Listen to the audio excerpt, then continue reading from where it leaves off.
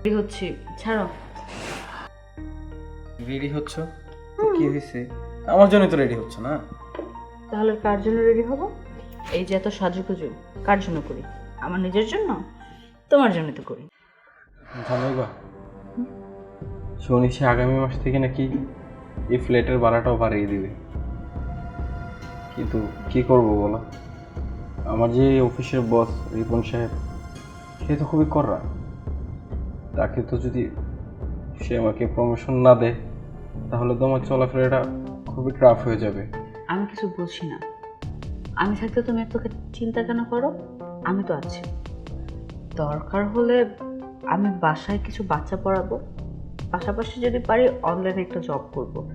তাহলে তো মনে হয় তোমার আমার সংসার একদম ঠিকঠাক চলবে। আমাদের তো সংসারে কোনো কিছুর কমতি নেই, সব কিছু অনেক অনেক ভালো। আমরা ভালো চলতেছি। খালি সমস্যা একটাই, আর্থিকভাবে। আর্থিকভাবে টাকার যে সমস্যা, এটা কেটে যাবে। এটা নিয়ে তুমি একদম চিন্তা করবে না। সবচেয়ে বড় কথা, আমরা সৎভাবে আছি। এই সৎভাবে কয়জন থাকতে পারে তুমি একটু বলো? তোমার এই ভরসাটা না আমার জন্য সাহস। আর এই সাহস আমি তোমাকে সারা জীবন দিতে চাই। তুমি যদি সারা জীবনে সাহসটা দিয়ে যাও, ইনশাল্লাহ আমি অনেক দূর এগিয়ে যাবো। ঠিকই তো যাবো, কিন্তু আমার না মাঝে মাঝে ভীষণ ভয় হয় জানো। কিসের বই? এখনকার যে যুগ, ঘরে বউ রেখে ছেলেরা নানান মেয়েদের প্রতি আসক্ত হয়।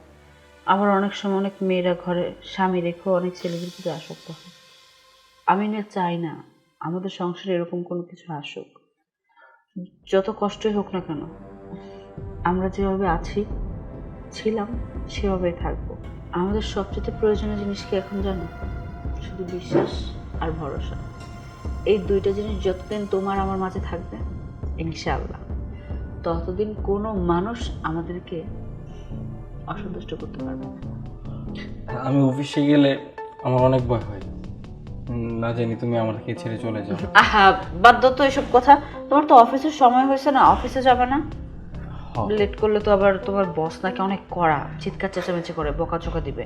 তুমি যাও, আজকে অফিসে যাও। আর একদম চিন্তা করবে না, ফ্ল্যাট ভাড়া বাড়বে, আমি তো আছি। আমি তো তোমার বউ। আমি যদি তোমার পাশে না থাকি তাহলে কে থাকবে বলো তো? ঠিক আছে, তুমি এই ভরসাটা আমাকে সারা জীবন দিয়ে যাও। হ্যাঁ, আসি।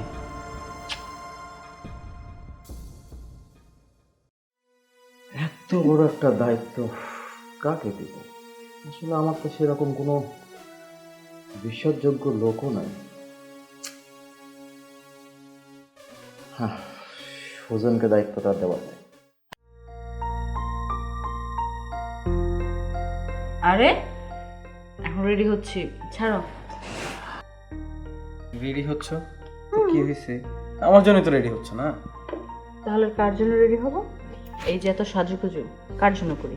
আমার নিজের জন্য? তোমার জন্য তো করি। সরো এখন। চলবো কেন? তো একটু রোমান্স করি, মন চাইতেছে হঠাৎ করে। এখন তুমি অফিসে যাবা, আগে ডিউটিতে যাও, যাও। শাড়ির আঁচল ছাড়ো। ডিউটিতে তো যাবোই, তার আগে আমার একটা কন্টিনিউটি ডিউটি আছে না, যেমন তোমাকে হ্যাপি রাখা। হুম, বুঝতে পেরেছি। তুমি যে কি বলতে চাচ্ছ সেটা আমার যাতে বেটার আর কে জানে। প্রতিদিনই অফিসে যাওয়ার আগে তোমার একটু করে শয়তানি করতে হবে। কেন শয়তানিটা করতে হবে? যদি এই শয়তানিটা না করে অফিসে যাই তাহলে সারাটা দিন না আমার বৃথা হয়ে যায়, ভাল লাগে না। তাই না? ঠিক আছে, আজকে তাহলে তুমি ভদ্র মানুষ, শয়তানিটা আমি করি, ঠিক আছে? আসো। স্যার। ও, সুজন সাহেব আসছেন? জি। আসলে আপনাকে ডাকা হয়েছে, আপনাকে বড় একটা দায়িত্ব দেবে। জি স্যার, বলুন। আশা করি দায়িত্বটা আপনি পালন করবেন।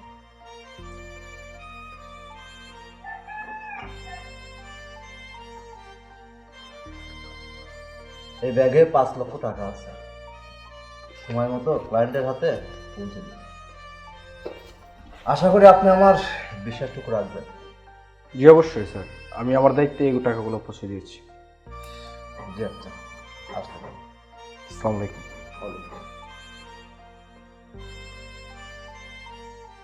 আসসালামু আলাইকুম। হ্যাঁ হ্যাঁ, ওয়ালাইকুম আসসালাম। এই কাকে পাঠাইছেন বুঝলাম না, 2 ঘন্টা হলো দাঁড়া আছি, কোনো টাকা পয়সা আনার কোনো খোঁজ খবর নাই। কি বলেন? আর টাকা তো উপরে অনেক আগেই পাঠিয়ে দিয়েছি। কি কি টাকা পাঠাইছেন মানে সিটারি বাট শুরু করছেন নাকি? আপনাদের এইভাবে বিজনেস করলে কখনো পসিবল না বিজনেস করা। আচ্ছা ঠিক আছে ভাই, আপনি একটু ওয়েট করেন, আমি দেখছি। তাড়াতাড়ি দেখেন।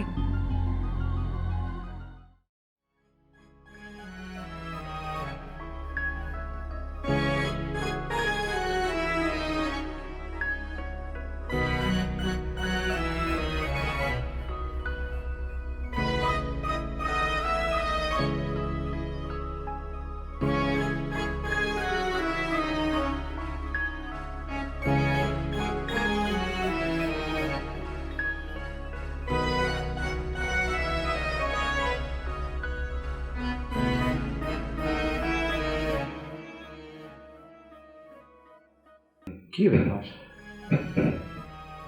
সুজন সাহেবকে তো টাকা দিয়ে পাঠিয়ে দিয়েছে অনেক আগে। এই শহরে কি বিশ্বাসযোগ্য লোক একজনও নেই? আমি কি একজনও বিশ্বাসযোগ্য লোক পাবো না? সুজন সাহেবকে এতগুলো টাকা দিয়ে পাঠিয়ে দিলাম, সুজন সাহেব কি টাকাগুলো নিয়ে পালিয়ে গেল? সুজন সাহেবকে আমার বিশ্বাস রাখলো না। না, আমার ধৈর্যের বাঁধ ভেঙে যাচ্ছে। কি করব? সুজন সাহেবের বাসায় যাব, যাওয়াকে ঠিক হবে? না, আমাকে বসে থাকলেও চলবে না, ওর বাসায় যেতেই হবে।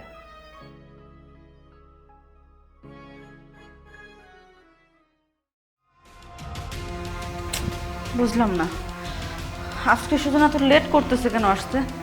ও তো সবসময় অনেক তাড়াতাড়ি চলে আসে। আমার একটু ভালো লাগতেছে না, খুব টেনশন হচ্ছে। ওর কি কোনো বিপদ হলো? এখনো তো আসেনি। উফ, এখনো আসতেছে না কেন? আসছে। তোমার এত সময় লাগলো আসতে?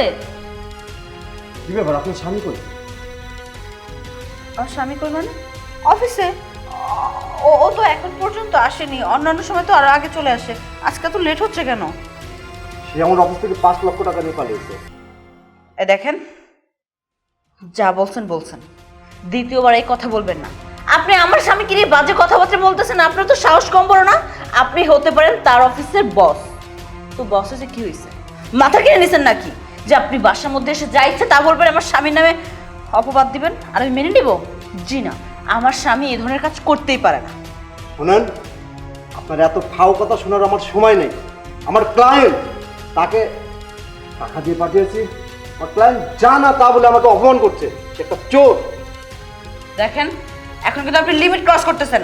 আপনি এই মুহূর্তে যদি আমার বাসা থেকে বেরোয় না যান, আমি কিন্তু ঘাট ধাক্কা দিয়ে বের করে দেবো বলে দিলাম। যান। শুনুন, আপনার স্বামী কোথায় বের করেন, তা না হলে কিন্তু আমি অন্য ব্যবস্থা নিতে বাধ্য হব। আপনার স্বামী একটা চোর। আচ্ছা, ও অফিস থেকে কখন বেরোচ্ছে? তাও 2 ঘন্টার উপরে। 2 ঘন্টা হয়ে গিয়েছে, কিন্তু অফিস থেকে তো বাসায় আসতে মাত্র 10 মিনিট লাগে। 2 ঘন্টা হয়ে গেছে। ও কোথায় গিয়েছে?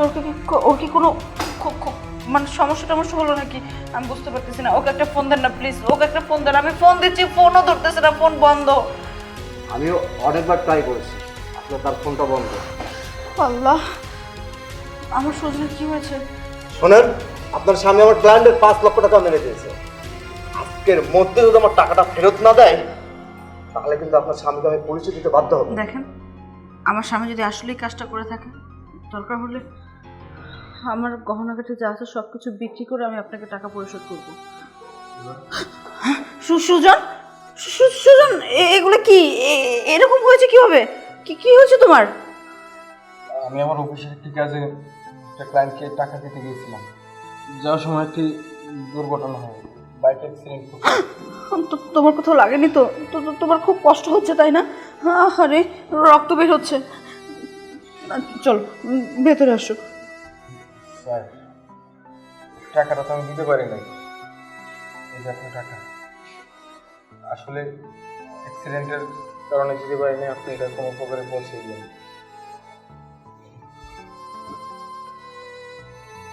কি একজনের বাড়িতে এসে তার ব্যাপারে ভালো মন্দ না জেনে তাকে যা ইচ্ছা তাই বলে দিলেন।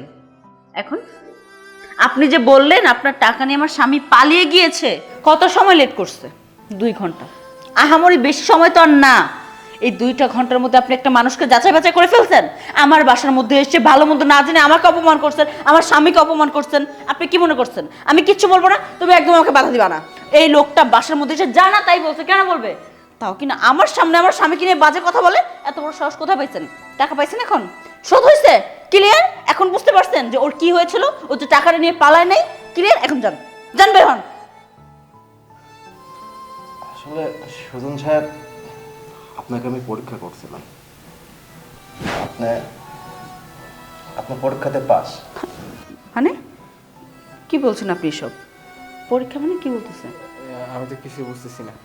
আসলে সুজন সাহেব, আমি আপনাকে পরীক্ষা করছিলাম। আপনি আপনার পরীক্ষাতে পাস।